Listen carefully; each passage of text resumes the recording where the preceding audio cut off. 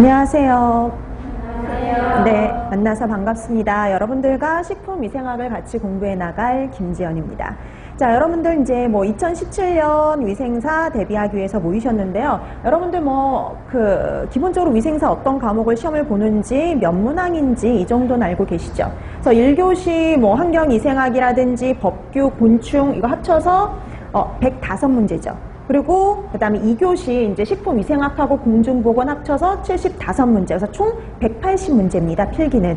근데 여러분들도 다 알고 계시듯이 필기 같은 경우 60% 이상을 맞아야지 합격이에요. 그러면 필기가 180문제인데 그 중에 60%라는 건 105문제를 맞아야 되거든요. 근데 이 문항수가 작년에 비해서 좀 줄은 겁니다. 그러니까 작년에 비해서 좀 줄었다라고 생각을 하시면 돼요. 그러니까 전체적으로 과목들의 문항수가 줄었는데요. 예를 들어서 식품위생학 같은 경우도 작년까지는 50문항이었지만 지금은 40문항으로 줄어들었어요. 그래서 이렇게 문항수가 좀 많은 것들은 10문항 정도, 그 다음에 문항수가 좀 작았던 과목들은 5문항 정도가 줄어서 좀 문항수가 좀 줄어들었다라고 생각하시면 되겠고요. 그 다음에 이제 왜 아까 제가 좀 전에 얘기했듯이 1교시, 2교시는 두 가지는 필기 시험이에요. 그래서 이게 180문항이고 여기에서 이제 여러분들이 60% 이상을 맞아야지 합격이 된다 그랬죠. 그래서 여러분들이 105문제 정도를 맞아야지 합격선에 108문제 정도 돼야지 이제 합격선에 108점을 맞아야지 합격이 될 수가 있고요. 근데 여러분 이제 요게 우리가 같이 공부할 식품위생학이 여기 들어가 있거든요. 공중보건하고 그 다음에 식품위생 합쳐서 75문항, 그러니까 이쪽이 35문항, 그 다음에 식품위생이 40문항이거든요. 그러니까 둘이 합치면 75문항인데 실제 시험 시간은 얼마냐면 65분이에요. 그러니까 65분 동안 75문항을 다 푸시고 그 다음에 이제 뭐도 하셔야 되냐면 마킹까지, 답안지 마킹까지 다 끝내야 되거든요. 그럼 우리가 여기서 알 수 있는 사실이 하나 있어요. 문항수는 많은데 시험 시간은 어떠냐면 짧아요. 그렇기 때문에 시험 문항의 특징이 뭐냐면은 아주 단순합니다. 그러니까 되게 단순하게 문제가 나와. 이거는 뭐냐 이런 식으로 되게 단순한 문항의 문제들이 많아요. 그래서 직관적으로 그냥 바로 답을 찾을 수 있는 것들 있죠.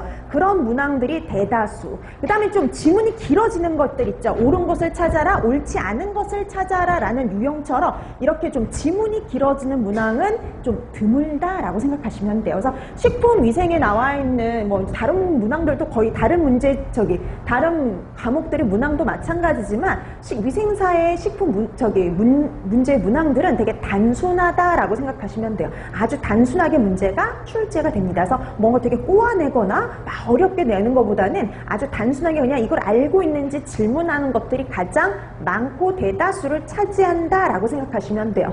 그 다음에 또 그래서 문항이 우선 간단하다는 거, 간단한 문항이라는 거. 그 다음에 두 번째는 특징이 또 뭐가 있냐면 예전에 기존에 나왔던 것들이 다시 리바이벌 돼서 다시 나오는 것들이 되게 많대라는 거예요.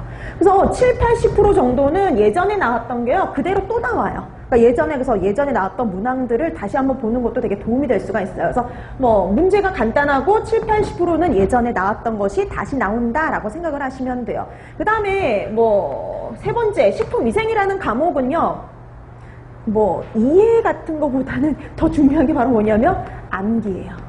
그러니까 누가 더 많이 아느냐에 따라서 시험 점수가 달라져요. 그래서 아주 이제 본인이 노력한 만큼 가져갈 수 있는 과목, 손쉽게 여러분들이 점수를 획득할 수 있는 과목 중에 하나다라고 생각을 하시면 됩니다. 그러니까 여러분들이 조금만 노력하시면은요 30점 이상 맞는 거 아주 손쉽게 이룰 수가 있는 과목이에요.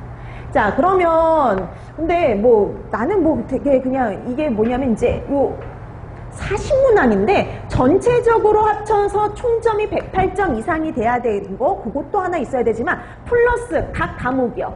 각 과목당 40%, 최소한 40% 이상은 맞아줘야 돼요. 근데 여러분 식품위생은 40%면 몇 점이냐면 16문제밖에 안 되거든요. 그러니까 여러분들 웬만해서는 식품위생이 16문제를 못 맞아서 떨어질 일은 거의 없어요. 그러니까 보통 이제 식품위생에서 많은 점수를 낼 수 있는 과목 중에 하나거든요. 손쉽기 때문에. 되게 이해가 안 돼서 이 문제를 못 풀겠어 이런 과목은 이런 문제가 없어요. 식품위생에는. 그렇기 때문에 여러분들이 하신 만큼 손쉽게 점수를 올릴 수 있는 과목이다라고 생각하시면 됩니다. 자, 그런데 암기 위주의 과목이긴 하지만 내용이 되게 많거든요. 그러니까 내용이 좀 더 많기 때문에 여러분들이 어떻게 하면 좀 더 쉽게, 그 다음에 또 어떤 것들을 위주로 해서 공부를 하시는 것이 좋은지를 방향을 제시한다라고 생각하시면 돼요. 그래서 수업 시간에는 여러분들이 어떻게 공부를 하셔야 될지, 그 다음에 어떤 것들을 봐야 될지, 그런 것들의 방향 제시, 공부할 것들을 제시하는 게 식품위생 수업의 목적이다라고 생각하시면 될 것 같아요. 자, 그러면 이제 식품위생 시간에 그런 이제 방향 같은 것들을 제시하면 이제 여러분들이 그 방향대로 공부를 실행하시면 되는 거죠. 자, 그러면 이제 여러분들이 얘 같은 경우에는 40점 만점에 16점, 최소한 16점 그 이상을 맞으면 되는데, 여러분들 이거 같은 경우에는 그러면 내가 완벽하게 공부해서 식품위생 40점 다 맞겠다 이런 생각이 없다라면은 보통 그냥 예전에 많이 나왔던 것들 위주로만 공부해도 충분히 좋은 성적, 웬만한 성적, 기본 성적은 가져가실 수 있다라고 생각하시면 돼요. 근데 거기다 이제 플러스 알파를 하면 좀 더 고득점을 획득하실 수가 있겠죠.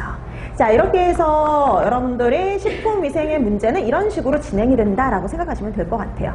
근데 여러분 이제 필기를 합격하신 분은 3교시 뭐가 기다리고 있느냐? 실기가 기다리고 있어요. 근데 여러분 이게 필기 합격한 사람이 실기를 보는 게 아니라 이거는 하루에 다 진행이 되는 거고요. 그 다음에 나중에 이제 점수를 매겨서 1, 2의 그 필기 점수가 108점이 안 되는 사람은 아예 실기를 매기질 않습니다. 왜냐면 필기에서 떨어진 거니까. 근데 108점 이상인 사람은 실기 점수를 확인을 해서 합격 여부가 결정이 돼요.